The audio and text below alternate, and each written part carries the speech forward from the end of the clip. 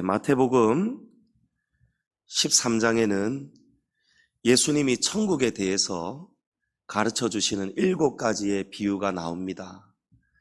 오늘 본문은 그 중에서도 천국을 알곡과 가라지를 빗대어서 예수님이 말씀하시는데, 본문 24절에 보면 천국은 좋은 씨를 제밭에 뿌린 사람과 같다라고 합니다. 그런데 이 어떤 사람이 좋은 씨를 밭에 뿌렸는데 사람들이 자고 있는 동안에 원수가 와서 좋은 씨를 뿌린 밭에 가라지를 더 뿌리고 간 거예요. 시간이 지났습니다. 이제 곡식이 싹이 나고 결실할 때가 다 되어 갈 때쯤 되니까 전부 다 알곡인 줄 알았더니 결실할 때가 되니까 가라지들이 정체를 드러내는 거예요. 그것을 보고 종들이 깜짝 놀랐습니다. 주인에게 달려가서 이 사실을 알렸습니다. 주인님, 우리가 분명히 밭에 좋은 씨를 뿌리지 않았습니까? 그런데 어떻게 이 가라지들은 어디서 생긴 것입니까? 물으니까 주인이 하시는 말씀이 원수가 한 짓이다라고 하는 거예요. 종들이 듣고는 흥분을 하면서 우리가 당장이라도 이것을 뽑으리까? 라고 물었습니다. 그런데 주인이 뭐라고 말씀합니까? 안 된다고 합니다. 그냥 가만히 두어라 라고 말씀합니다. 36절 이하에 우리가 읽은 본문을 보면 예수님께서 이 비유에 대해서 더 확실하게 설명을 해주십니다. 여기에서 좋은 씨를 뿌린 주인은 바로 예수님 자신이라고 말씀합니다. 밭은 세상이고 좋은 씨는 하나님의 아들들입니다. 가라지는 악한 자의 아들들인데 이 악한 자는, 이 원수는 바로 마귀라고 주님이 말씀합니다. 그리고 추수할 때는 그 세상의 종말, 마지막 때를 의미하고, 그때가 되면 하나님께서 천사를 보내셔서 가라지를 거두어 내시고 이 가라지를 풀무불에 던지신다는 거예요. 바로 지옥을 말씀하시는 거죠. 그러나 알곡들, 의인들, 바로 저와 여러분은 어떻게 됩니까? 하나님의 나라에서 영원히 해와 같이 빛나게 된다, 천국에 들어가게 된다라고 말씀합니다. 여기 비유에서 밭은 여러분 무엇을 의미한다고요? 세상을 의미합니다. 이 밭은 세상이고 저와 여러분은 이 세상에 뿌려진 하나님의 아들들, 예수님이 뿌리신 우리는 성도들입니다. 좋은 씨들입니다. 그런데 이 세상이라는 밭에는 여러분 알곡만 있는 것이 아니라고 예수님이 말씀하시죠. 우리 의인들, 성도들만 있는 것이 아니고 원수 마귀가 뿌려놓은 악한 자들도 있다는 것입니다. 우리가 세상에서 때로는 불의한 일을 당할 때가 있습니다. 견디기 힘든 불의한 일을 당할 때가 있어요. 남에게 속을 때도 있고요, 남에게 모함을 받을 때도 있고요, 또 불의한 자들을 우리가 상대하게 될 때도 있습니다. 직장에서나 이웃관계 속에서나 아니면 일가 친척, 이런 가족들 안에서도 마찬가지고요. 우리가 어느 사람들 때문에 굉장히 고통을 당할 때가 있습니다. 그때 우리는 어떤 마음이 듭니까? 이 종들이 주인에게 달려가는 그런 마음처럼 우리가 주님께 기도하며 매달리죠. 주님, 나를 괴롭게 하는 사람들, 이 불의한 자들을, 이 가라지들을 뽑을까요? 주님, 당장에 뽑을까요? 주님, 어떻게 하면 좋습니까? 여러분, 그때에 예수님이 뭐라고 오늘 비유해서 말씀합니까? 그냥 가만히 두어라는 거예요. 언제까지요? 추수 때까지. 추수 때는 언제라고 했습니까? 종말 때까지. 우리가 하나님 앞에 설 때까지, 이 세상의 마지막 끝이 올 때까지 우리 주님은 이 알곡과 함께 가라지를 허용하신다는 거예요. 그대로 두라는 것입니다. 가라지는 우리나라의 논에서 나는 피라는 잡초와 아주 비슷한 그런 식물이라고 합니다. 이 잡초는 그 특성이 뿌리가 아주 깊이 내리고 사방으로 뻗어가고, 그리고 이 뿌리 자체가 아주 질기고 강하다고 합니다. 그래서 겉으로 보면은 가라지만 그냥 단순하게 뽑으면 될 것 같지만, 땅 속을 들여다보면은 이 가라지는 뿌리를 깊이 내리고 사방으로 뻗고, 그 뿌리가 아주 강하고 질겨서 이 알곡들의 뿌리와 뒤섞여 있고 엉켜 있기 때문에 이 가라지를 뽑으면은 여러분 어떻게 되겠습니까? 알곡도 같이 뽑혀버리는 거예요. 그래서 예수님은 둘 다 추수 때까지 함께 자라게 두어라 라고 말씀합니다. 우리는 당장에 이 가라지를 뽑아버리고 싶어요. 이 종들의 심리처럼. 우리 주변에 우리 주님이 성도들만 세상에 둔 것이 아니잖아요. 원수 마귀가 아무도 모르게 잠자는 사이에 이 가라지를 덧뿌리고 다닌단 말이에요. 그럼 우리 주변에 항상 여러분 알곡만 혼자 자라고 있는 성도들은 한 명도 없다는 거예요. 우리의 뿌리 가운데는요 항상 올가매고 있는 이 가라지에 독하고 강하고 질기고 사방팔방으로 뻗어가는 이 가라지의 뿌리들이 저와 여러분을 지금 올가매고 있다는 것입니다. 우리는 그것들 속에서 당장에 지금 자유롭고 싶습니다. 싫습니다. 치우고 싶습니다. 뽑아내고 싶습니다. 그런데 예수님은 당장 없애는 것이 결코 능사가 아니라는 것을 오늘 우리에게 말씀합니다. 왜냐하면 우리가 이 멀쩡한 가라지를 뽑을 때 멀쩡한 알곡까지 뽑혀버리는 것처럼 우리가 불의를 없애보겠다고 내가 나서서 붙들고 싸우다 보면 잘 자라가는 우리 성도들의 믿음이 해를 입을 수도 있고 우리가 다칠 수도 있기 때문입니다. 여러분 이것이 바로 원수 마귀의 계략인 줄을 믿으시기 바랍니다. 그 사실을 우리가 알고 살아야 되는 거예요. 마귀는 목적이 바로 이것입니다. 우리 성도들이 이 세상에서 살아갈 때에 불법한 자들과 뒤엉켜서 싸우기를 마귀는 기다리고 있는 거예요. 같이 싸우다가 가라지를 뽑으려고 하다가 같이 뽑혀지기를 마귀는 바라고 있는 것입니다. 그러나 예수님은 종들에게 또 오늘 저와 여러분에게 그렇게 하지 말라는 거예요. 그러다가는 너희까지 다치니까 알고까지 뽑힐 수가 있으니까 함부로 절대 뽑지 말고 종말 때까지 추수 때까지 내버려 두어라 라고 합니다. 어떻게 들으면 예수님은 세상의 불의를 방관하는 것처럼 말씀하시는 것 같습니다. 그러나 진리를 들여다보면 그렇지가 않습니다. 예수님께서 우리 하나님께서 저와 여러분 주변에 이 가라지 인생들을 가만히 내버려 두시는 이유가 있습니다. 제가 한 예를 들어보겠습니다. 여러분 일본의 기적의 사과 여러분 들어보셨나요? 기무라 아키노라라는 사과를 재배하는 농부가 있는데 이분이 사과가 가르쳐 준 것이라는 제목의 책도 내고 여러 매체에 인터뷰도 한 아주 유명한 세계적인 사과 재배의 달인입니다. 사진 한번 띄워주실까요? 예, 이 사람인데요. 이 사람은 사과 농사를 짓는데요. 저 사과나무 뒤에를 보면 여러분 잡초가 굉장히 무성하다라는 것을 볼 수 있습니다. 우리 보통의 청송이나 이런 사과 농사하는 곳을 가보면요. 땅에 잡초가 거의 없습니다. 맨들맨들합니다. 그런데 여기 김우라 씨의 사과원을 보면요. 이 잡초가 무성한 거예요.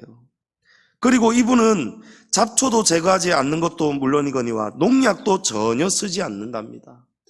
그런데도 이 김우라 씨의 사과는 해마다 꽃을 피우고 튼실한 열매를 맺는다는 거예요.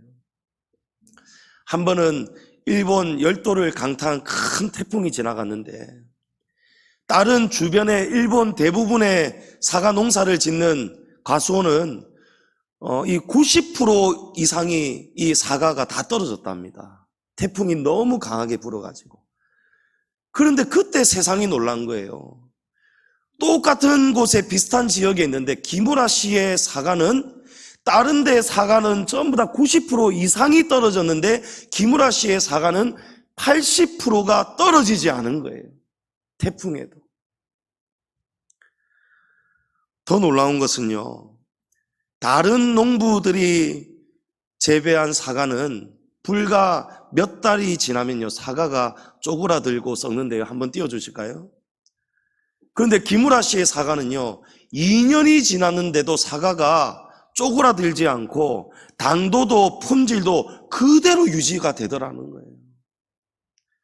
그래서 사람들이 이 사과를 기적의 사과다 이렇게 부르는 거예요. 기무라시의 사과가 이렇게 유명해지고 입소문이 나면서 해마다 판매를 개시하면 이분의 사과는, 전체 농사지은 사과는요, 여러분 3분 만에 품절이 된답니다. 3분 만에 그냥 싹 다 팔려나간대요. 그리고 도쿄에 코스 요리로 아주 유명한 레스토랑이 있는데 1인당 코스 요리 금액이 2만엔입니다. 2만엔. 우리 원화로 보면 약 20만 원 됩니다. 이렇게 비싼 코스 요리 레스토랑인데도 6개월 동안 예약이 꽉 밀려 있다는 거예요. 그래서 그 원인이 뭐냐니까, 이 레스토랑에서 사과 수프가 아주 유명한데 이 사과 수프의 재료로 쓰이는 사과가 바로 이 기무라시가 농사지은 사과라는 거예요. 그러니까 일본 사람 치고는요, 이 기무라시가 지은 기적의 사과를 모르는 사람이 없다는 거예요. 아니 어떻게 농약도 쓰지 않고 잡초도 하나도 뽑아주지 않고 그대로 방치하는데, 여러분 어떻게 해마다 이렇게 꽃을 피우고 이렇게 다른 사과들보다 월등하게 품질이 좋은, 태풍이 불어도 떨어지지 않는, 2년이 지나도 품질이 유지가 되는 이런 기적과 같은 사과를 재배할 수 있을까요? 학자들이 조사를 해봤답니다. 조사를 해보니까 다른 농부들이 지은 사과들하고 다 품종을 조사를 해보니까, 이 기무라시가 지은 사과에는요, 이 사과 나무에는요, 다른 사과 나무하고 다른 특별한 면역이 있다는 거예요. 특별한 면역이 있다는 거예요. 그래서 웬만한 병충해는 스스로 거뜬히 이겨내고, 농사를 주지 않아도 병충해에 능하고, 또 혹시 걸리더라도 잠깐 앓다가 또 새로운 면역이 생겨서, 이 사과나무는 세상에서 절대로 본 적이 없는 아주 특별한 품종이라는 거예요. 그런데 기무라시의 사과나무들이요, 처음부터 이렇게 특별한 사과나무였던 것이 아니라는 사실입니다. 기무라시도 본래는요, 다른 농부들처럼 똑같이 깨끗하게 잡초를 싹 다 걷어내고 제거하고 올라오면 뽑아내고 또 벌레가 생기지 않도록 농약을 치고 하였는데, 어느 날부터 같이 농사를 짓는 아내가 이 농약에 아주 치명적인 알러지가 있다는 것을 알게 되었어요. 그래서 기무라시가 충격을 받았어요. 사랑하는 아내가 이 농약이 조금 인체에 지금 흡수가 되면서 흩날리면서 이렇게 병이 생길 정도로 이 농약이 해로운 것이구나. 이런 농약으로 지은 사과를 먹으면 이거는 사람들에게 유익한 것이 아니겠구나.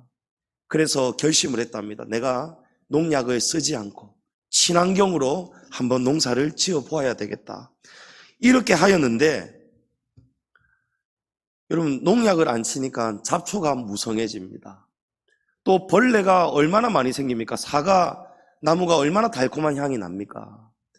그래서 보니까요, 한날은 보니까 벌레가 얼마나 많이 매달려 있는지 한 나무 여린 가지가 축 처져 있더라는 거예요. 엄청나게 많은 벌레가 그냥 갉아먹고 있고 매달려 있는 거예요. 그러니까 당연히 꽃도 피지 않고 열매도, 꽃이 피지 않으니 열매도 없는 거예요. 그렇게 실패하고 또 실패하면서도 기무라시는 밤마다 연구를 하고 기다리고 그러면서 끈질기게 무농약 친환경 농사를 고집하였는데, 그렇게 기다리고 기다리기를 11년을 참고 기다렸더니 여러분 11년이 지나니까 그 다음 해에 이 사과나무에서 꽃이 피고 꽃이 떨어진 자리에 열매가 생기더라는 거예요. 바로 그 열매가 바로 2년이 지나도 썩지 않고 태풍이 불어도 시 떨어지지 않는 기적의 사과가 된 것이죠. 알고 보니까 지난 11년 동안 사과 농사는요, 실패한 것이 아니었더라고요. 실패가 아니고 세상에 없는 이런 놀라운 품질이 좋은 기적의 사과를 만들어내기 위해서 이 나무는 견뎌내고 스스로의 힘을 기르고 면역이 자라고 있었던 것입니다. 여러분, 이 나무의 놀라운 능력의 원리가 어디서 기인하는지 아십니까? 바로 창조주 하나님의 능력이십니다.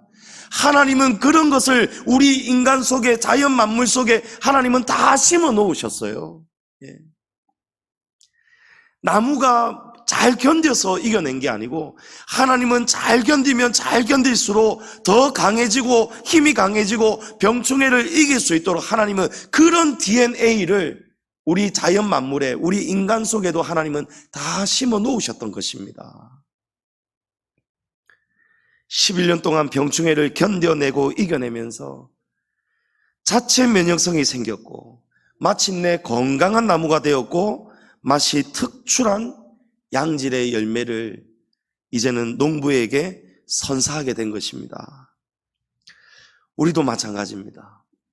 세상의 불의한 일들, 불의한 사람들에게 고통을 당할 때에 여러분, 우리가 하나님께 어떻게 합니까? 우리는 어떻게 하죠? 이 종들처럼 쪼르르 달려가겠죠. 하나님, 나 괴로워서 못 살겠습니다. 나 이 인간 때문에 못 살겠습니다. 나 이 일 때문에 지금 너무너무 힘이 듭니다. 하나님, 당장 해결해 주십시오. 김우라 씨의 사과원에 여러분, 농약을 안 치고 이렇게 내버려 두니까요, 겉으로는 방치한 것 같아요. 마치 예수님이 아니다, 그냥 추수 때까지 가만히 내버려 두어라 라고 하시는 말씀이 때로는 우리의 인생에 빗대어 보면요, 서운할 수도 있잖아요. 그 나무의 입장에서 보면 서운할 수도 있잖아요. 예수님, 이 잡초 좀 뽑아주십시오. 이 벌레가 자꾸 깔아먹고 뜯기고 간지럽고 미치겠습니다. 당장 좀 거두어 주십시오. 뽑아 주십시오. 농약 좀 쳐주십시오. 우리 그렇게 기도하지 않습니까? 그런데 아니더라는 거예요. 그 11년의 세월은요, 이 사과나무는요, 김우라 씨에게 버림받은 것이 아니었어요. 김우라 씨는 날마다 돌보고 돌아보면서 기다리고 또 기다리고 있었던 거예요. 여러분, 하나님도 우리를 지금 다 보고 계시고 지켜보고 계시면 믿으시기 바랍니다. 하나님은 우리가 그 11년을 이겨낸 그 사과나무처럼 11년이 지나고 그 다음 해부터 놀라운, 세상을 놀라게 만드는 기적의 열매를 맺은 그 나무처럼 저와 여러분도 하나님이 기뻐하시는 열매 맺는 알곡되기를 하나님은 지금 기다리고 계시는 거예요. 사과나무가 약했을 때는 무성한 잡초들, 수많은 벌레들에 덮여서 11년 동안 여러분 아무 농사 열매를 거두지 못했습니다. 농부가 얼마나 그 긴 시간 동안 초조했겠습니까? 수입이 없습니다. 얼마나 고통 속에 힘들었겠습니까? 그러나 그 세월이 흐르는 동안 사실은 사과나무는 알곡이 되어가고 있었어요. 아주 귀한 열매를 맺기 위해서 지금 여물어져 가고 있었던 것입니다. 바로 그 시련들을 통해서, 그 가라지와 같은 존재들을 통해서 이 나무는 온갖 병충해로부터 자신을 스스로 지켜내고 이길 수 있는 강력한 힘이 생긴 것이죠. 성도님 여러분, 이제 하나님께서 추수 때까지 가라지와 알곡이 함께 자라도록 가만히 두라고 하신 영적인 의미 두 가지를 한번 살펴보겠습니다. 왜 하나님은 우리에게 이 알곡과 가라지를 함께 자라도록 내버려 두실까? 여러분, 두 가지의 영적인 의미가 있습니다. 첫 번째는요, 가라지와 같은 존재들이 있어야만 저와 여러분이 알곡이 되기 때문입니다. 하나님을 찾기 때문입니다. 아멘. 41절을 보십시오. 가라지가 어떤 역할을 하는지 예수님이 정확하게 가르쳐 주십니다. 이 가라지는 두 가지의 역할을 합니다. 첫 번째는 무엇입니까? 넘어지게 만듭니다. 가라지는 넘어지게 만드는 자이고, 두 번째로 가라지는 불법을 행하는 자들이 바로 가라지입니다. 여러분, 이 세상에는요, 우리 성도들만 있는 것이 아니고 마귀가 뿌려놓은 악한 사람들이 있는데, 그 악한 사람들이 이 두 가지 일을 합니다. 우리를 넘어뜨립니다. 우리에게 불법을 행합니다. 여러분, 요셉의 이야기 너무 잘 아시죠? 요셉이 형제들에게 버림을 받고 애굽의 노예로 팔려갔습니다. 여러분, 형제들이 요셉의 인생을 어떻게 한 것입니까? 요셉의 인생을 넘어뜨린 것입니다. 요셉에게 이 형제들은 바로 가라지입니다. 요셉이 애굽에서 보디발의 집에서 일을 하고 있었는데, 노예로 있었는데, 그때의 감옥에 갇히죠. 왜 감옥에 갇힙니까? 보디발의 아내가 거짓으로 모함을 해서 아무 잘못도 없는 이 요셉을 감옥에 집어넣어 버렸습니다. 보디발의 아내가 불법을 행했습니다. 요셉에게 악을 행했습니다. 여러분, 요셉에게 형제들은, 보디발의 아내는요, 전부 다 가라지입니다. 가라지예요. 그런데 요셉은 형제들에게 넘어질 때 애굽의 노예로 팔려가면서 요셉은 어떻게 했을까요? 요셉이 이렇게 했다, 신앙생활을 이렇게 했다, 말이 없지만 우리가 단서를 찾을 수 있습니다. 창세기 39장 2절에 여호와께서 요셉과 함께 하심으로 그가 형통한 자가 되어 그의 주인 애굽 사람의 집에 있으니. 여러분, 요셉이 애굽에 팔려오자마자 그가, 하나님이 요셉과 함께 하셨고, 그래서 형통한 자가 되어 그의 주인 애굽 사람의 집에 갔다는 거예요. 여러분, 이 애굽 사람 주인 누굽니까? 보디발이죠. 예. 그러니까 요셉이 애굽에 노예로 팔려가자마자 보디발의 집에 일하게 되었는데, 그 사이 동안에 하나님이 함께 하셨고 요셉을 형통하게 하셨다는 거예요. 또 보디발의 아내가 요셉에게 불법과 불의를 행해서 감옥에 갇혔을 때에 요셉은 어떻게 했는지 압니까? 창세기 39장 23절에 간수장은 그의 손에 맡긴 것을 무엇이든지 살펴보지 아니하였으니 이는 여호와께서 요셉과 함께 하심이라. 여호와께서 그를 범사에 형통하게 하셨더라. 아멘. 여러분, 형제들이 요셉을 넘어뜨렸습니다. 보디발의 아내가 요셉에게 불법을 행했습니다. 버림을 받아서 애굽의 노예로 팔려갔고, 노예로 일하다가 불법의 모함을 받아가지고 감옥에 갇히게 되었습니다. 그런데 그 순간마다 이 단서들이 무엇을 말합니까?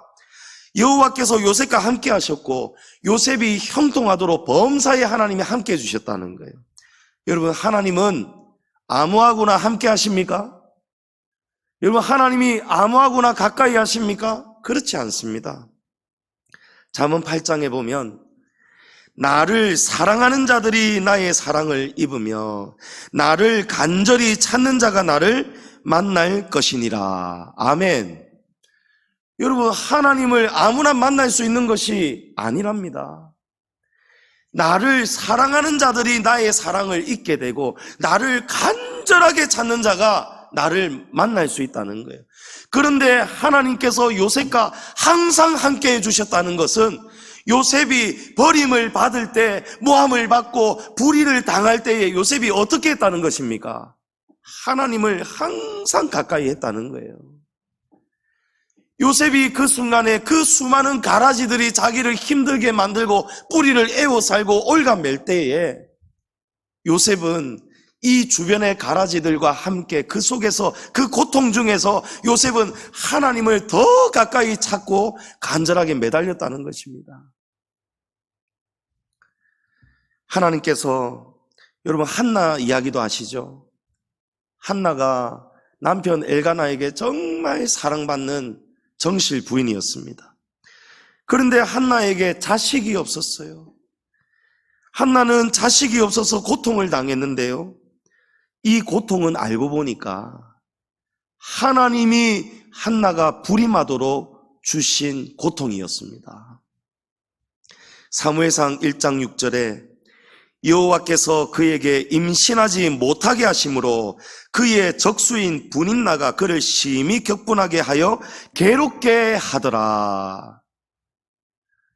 여러분, 엘가나에게 정실 부인이 있었는데 이 한나가 자녀를 생산하지 못할 때에 분인나라는 첩을 통해서 이 자식을 놓은 거예요. 그런데 한나가 한참 세월이 가도 여전히 임신하지 못하니까요, 이 첩인 분인나가 한나를 심히 격분하게 하고 괴롭게 만들었다는 거예요. 여러분, 하나님께서 한나에게 적수 분인나라고 했습니다. 여러분, 분인나를 적으로 붙여줬다는 거예요. 여러분, 예수님의 비유에서 이 적은 무엇입니까? 가라지입니다. 원수 마귀가 뿌려놓은 가라지입니다. 하나님께서 한나에게 가라지와 같은 분인나를 딱 붙여놓으신 거예요. 한나가 분인나 때문에 너무너무 격분하면서 괴로워했다는 거예요. 이제 한나의 배에 가라지가 생기고 나니까요, 여러분, 한나에게 어떤 변화가 일어났는지 아십니까? 사무엘상 1장 10절에 한나가 마음이 괴로워서 여호와께 기도하고 통곡하며. 아멘. 여러분, 가라지가 이런 역할을 한다는 거예요. 가라지는 우리를 넘어뜨립니다. 가라지는 불법을 행합니다. 불의를 행합니다. 그러나 이 가라지를 통해서 알곡은 어떻게 자라가고 있습니까? 여러분, 더 튼실해지고 여물어지고 하나님을 더 가까이 하고 하나님을 더 간절하게 찾고 부르짖는, 한나가 얼마나 마음이 괴롭고 가라지 때문에 힘들었으면 밤이 새도록 종일 중얼중얼거리면서 하나님 앞에 통곡하면서 울며 기도하니까 엘리 제사장이 마치 술 취한 여자처럼 보았지 않습니까? 여러분, 이 가라지가 우리를 괴롭게 하니까요, 한나가 하루 종일 하나님 앞에서 울며 통곡하며 중얼거리며 정신 나간 여자처럼 하나님밖에 찾지 못했던 것입니다. 요셉도 한나도 이 가라지와 같은 존재들로 인하여서 더욱 귀한 알곡이 된 것이죠. 여러분, 그래서 이 가라지와 알곡을 하나님은 가만히 내버려 두라고 주님은 허락하시는 것입니다. 두 번째로, 하나님이 가라지를 가만히 내버려 두라고 하시는 이유는요, 지금 우리 눈에 가라지이지 알고 보았더니 가라지가 아니기 때문이에요. 지금 내 눈에는 가라지인데 하나님은 가라지로 안 보시는 거예요. 여러분, 오네시모라는 사람을 아시죠? 오네시모는 빌레몬의 집에서 노예로 일하다가 빌레몬 주인에게 해를 입히고 몰래 야반 도주해서 도망간 노예입니다. 이 당시 때의 노예는요, 주인이 그런 잘못을 주인에게 해를 입히면요, 죽여도 이거는 다른 불법이 아닙니다. 당연한 이치인 바로 그런 시대입니다. 빌레몬에게 있어서 오네시모는 어떤 존재입니까? 여러분, 가라지와 같은 존재예요. 주인에게 해를 입혔습니다. 주인의 등을 치고 뒤통수를 치고 도망까지 쳤습니다. 속이 막 부글부글 끓어오릅니다. 그런데 이 오네시모가요, 감옥에 갇혀있던 바울을 만나게 됩니다. 사도 바울을 만나서 복음을 전해 듣게 되는 거예요. 바울을 만나면서 복음을 들으면서 오네시모가 예수님을 영접하면서 새로운 사람으로 거듭나기 시작하는 거예요. 빌레몬은 오네시모를 가라지라고 생각하는데, 그런데 바울은 오네시모를 가라지로 보지 않습니다. 빌레몬서 1장 11절 이하에 보면 사도 바울이 이 오네시모의 주인인 빌레몬에게 편지를 썼거든요. 그가 전에는 내게 무익하였으나 이제는 나와 내게 유익함으로 내가 그를 돌려보내노니 그는 내 신복이라 라고 합니다. 빌레몬과 사도 바울은 굉장히 돈독한 사이입니다. 빌레몬이 바울을 통해서 복음을 들었고 많은 은혜를 받았습니다. 그래서 사도 바울이 사실은 명령으로 할 수 있지만 빌레몬에게 깨달으라고 이런 편지를 썼습니다. 그게 빌레몬서입니다. 그래서 이 너에게 해를 입히고 도망친 너의 오네시모를 너의 형제로 받아들여라 라고 사도 바울이 편지를 쓰는 거예요. 여러분, 빌레몬이 어떻게 합니까? 빌레몬이 오네시모를 용서하고 형제로 받아들입니다. 빌레몬이 자기 생각에는 지금까지 가라지로 보였는데, 미워하는 원수였는데, 바울의 편지를 읽으면서 또 변화된 오네시모를 보면서 아, 가라지가 아니었구나, 내가 사람을 잘못 봤었구나, 그러고 이 오네시모를 바울에게 다시 돌려보내서 바울을 수종들게 하잖아요. 여러분, 지금 내 눈에 가라지처럼 보여도요, 세월 지나고 보면 알곡이 되는 사람이 있습니다. 우리는 모르지만 하나님은 알고 계시는 거예요. 사도 바울도 여러분, 이 스데반이 죽을 때에 앞장섰던 사람 아닙니까? 예수님을 핍박했던 사람이 바울 아닙니까? 그러나 그 바울이 예수님을 제대로 만나고 나니까요, 때가 되니까요, 다메섹을 달려가는 그 때가 되니까 바울이 바로 이방인의 사도로 변화되잖아요. 이전에는 가라지인 줄 알았는데, 그 다메섹 근처에 살던 아나니아라는 예수님의 제자, 주님이 아나니아에게 너 가서 집가라는 거리로 가서 다소 집에 있는 이 사울이라는 사람에게 가서 안수하고 그를 안수해서 고쳐주오라 라고 합니다. 그때 아나니아가 뭐라고 합니까? 주님, 이 자는 얼마 전까지 주님을 핍박하던 자고, 지금도 스데반의 죽음에 앞장을 섰었고, 지금도 이 다메섹에 예수를 믿는 우리 그리스도인들을 죽이려고 체포영장을 가지고 온 그런 자가 아닙니까? 하니까 예수님이 아니라고 말씀하시잖아요. 아니라고. 그는 나중에 나와 복음을 위해서 많은 환난과 고난을 당할 자다. 여러분, 우리가 보는 눈하고 주님이 보는 눈이 다르다는 것입니다. 마가 요한도 그런 사람 아니겠습니까? 처음에 마가 요한은요, 바울의 눈에는 정말 가라지와 같은 존재였어요. 바울이 1차 전도 여행 갈 때에 화가 났죠.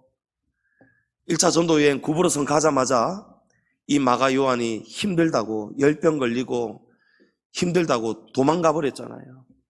같이 전도 여행 하기로 결단해놔놓고 나 힘들어서 못해 먹겠다고 혼자 가버릴 때에 나머지 바울과 바나바가 얼마나 힘이 빠졌겠습니까? 그래서 그 다음에 바울이 마음먹은 거예요. 내가 다시는 저런 인간을 내가 상종하나 봐라. 그리고 1차 전도여행 마치고 2차 전도여행을 가려고 할 때 바울과 바나바가 싸우잖아요. 바나바가 자기 조카인 마가 요한을 기회를 한 번 더 줘서 같이 데리고 갑시다 이러는데, 바울은 저런 인간을 왜 또 데리고 가야 되느냐, 절대 안 된다고 싸우는 거예요. 바울이 보기에 이 마가 요한은 인간 안 되는 인간이에요. 도움이 안 되는 인간이에요. 가라지와 같은 인간이에요. 그래서 결국은 끝까지 바울이 자기의 소신을 굽히지 않아가지고 바나바하고 크게 심하게 다투고 난 다음에 따로 떠나버리잖아요. 그만큼 바울은 이 마가 요한을 가라지처럼 미워하고 싫어했던 것입니다. 뽑아내고 싶었던 것이죠. 곁에 두기가 싫은 거예요. 그런데 세월이 한참 지나고 나서는요, 바울이 어떻게 바뀝니까? 디모데후서 4장 11절에 바울이 마지막 죽음을 앞두고 감옥에 갇혀 있을 때에 디모데후서 4장은 바울의 마지막 유언장입니다. 디모데에게 바울이 부탁을 합니다. 네가 올 때에 마가를 좀 데리고 오라. 그가 나의 일에 유익하니라. 아멘. 여러분, 세월이 지나니까요, 가라지처럼 보였던 사람이 나중에는 알곡이라는 것을 깨닫게 되는 때가 오더라는 것입니다. 성도님 여러분, 하나님께서 가라지와 알곡을 마지막 때까지 함께 자라도록 내버려 두라는 이유가 바로 이 두 가지 때문이에요. 가라지를 통해서 우리가 단련이 되고 마침내 정금 같은 믿음으로 무르익기를 우리 하나님은 기다리고 계십니다. 그러므로 우리는 이 사람 때문에 안 되겠습니다. 저 사람 때문에 안 되겠습니다. 내 인생을 다 망친 것처럼 여러분 자포자기하면 안 됩니다. 이 사람 저 사람 때문에 내가 아무 일도 못하고 뒤엉켜서 골몰하고 세월을 낭비하면 안 되는 거예요. 세상에 불의한 사람들, 불의한 일들은요, 주님이 우리를 더욱 순결하게 하시고 강하게 연단시키는 도구들임을 믿으시기 바랍니다. 그 도구들을 통해서 기므라 씨의 사과와 같이 저와 여러분이 하나님이 기뻐하시고 바라시는 튼실한 알곡으로 염으로 가게 되는 것입니다. 욥의 고백처럼 그러나 내가 가는 길을 그가 하시나니 그가 나를 단련하신 후에는 내가 순금같이 되어 나오리라. 아멘. 하나님께서 저와 여러분의 고통 깜빡 잊고 모르시는 것이 아닙니다. 괴롭다고 제발 좀 살려달라고, 여기서 빠져나가게 해달라고 매달리는 우리의 기도를 하나님이 못 들으시는 것이 아닙니다. 농약을 쓰지 않으니까 여러분 온갖 벌레들이, 엄청난 벌레들이 나무를 뒤덮어 버렸죠. 그런 것처럼 저와 여러분이 믿음으로 살려고 하면 할수록 여러분 원수 마귀는 세상의 온갖 불의와 불의한 자들을 통해서 우리의 믿음을 뒤덮어서 낙심하게 만들고 절망하게 만들고 자빠지고 넘어지게 만드는 그런 목적을 가지고 있습니다.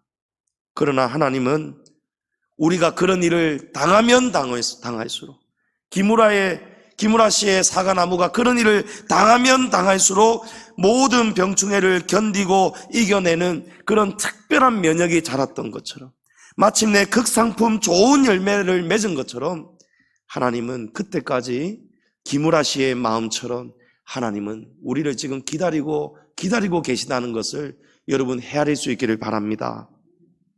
우리가 마침내 기다려서 11년이 지나서 기므라 씨의 나무는 극상품 열매를 맺었는데요, 우리가 그런 열매로 알곡으로 충분하게 이제 때가 되면 여러분 그때에 비로소 어떤 일이 일어나는지 아십니까? 그동안 참고 기다리시던 하나님의 공의가 드러납니다. 우리 다 같이 40절부터 43절 말씀, 40절부터 43절 다 같이 읽어보겠습니다. 그런즉 가라지를 거두어 불에 사르는 것 같이 세상 끝에도 그러하리라. 인자가 그 천사들을 보내리니 그들이 그 나라에서 모든 넘어지게 하는 것과 그 불법을 행하는 자들을 거두어 내어 풀무불에 던져 넣으리니 거기서 울며 이를 갈게 되리라. 그때의 의인들은 자기 아버지 나라에서 해와 같이 빛나리라. 귀 있는 자는 들으라. 아멘. 여러분 이 말씀을 읽을 때에 여러분 힘이 나지 않습니까? 위로가 되지 않습니까? 여러분 소망을 가질 수 있기를 축복합니다. 여러분 가라지가 옆에 없는 인생 아무도 없습니다. 오랜 세월 지나오신 우리 성도님일수록 더 그러실 거예요. 그 수많은 세월 여러분 지금까지 견뎌오시느라 참으로 수고가 많으십니다. 이제 또 남은 수고가 있습니다. 여러분 그 수고 동안 그 하루하루를 고통 속에 살지 말기를 축복합니다. 아, 하나님이 이런 뜻이 계시구나. 이래서 이런 일도 있고 저런 일도 있구나. 요셉이, 형제들이 요셉을 넘어뜨릴 때 하나님을 더 가까이 하였구나. 그래서 하나님이 요셉에게 형통하게 하셨구나. 요셉이 이제 조금 사는가 싶었더니 보디발의 아내에게 불법을 당하면서 요셉이 감옥까지 갔는데 그때도 요셉은 또 참고 참으면서 그 가라지와 함께 그 숱한 세월들을 이겨냈구나. 지나고 나니까 하나님이 요셉을 어느 날 애굽의 총리로 세워주시잖아요. 성도님 여러분, 마지막 이 한 가지를 꼭 기억하시기 바랍니다. 우리는 불의가 없는 세상을 꿈꿉니다. 우리는 내 주변에 나를 괴롭게 하는 사람들, 불의한 일들 하나도 없기를 바랍니다. 싹 뽑아내기를 바랍니다. 하지만 하나님은 오늘 말씀 제목을 원하십니다. 불의한 세상을 이기는 우리의 믿음을 하나님은 원하십니다. 우리는 불의한 세상이 없기를 원하지만 하나님은 불의한 세상을 이기는 우리가 되기를 원하십니다. 그렇게 될 때에 하나님 나라에서 해와 같이 빛나는 믿음이 될 줄을 믿습니다. 그래서 하나님이 원수가 뿌려놓은 가라지들을 지금 가만히 두라는 것입니다. 하나님께서 우리 각자에게 불의한 세상을 이길 믿음과 천국의 위로와 소망을 오늘 이 시간 풍족하게 부어주시기를 축복합니다.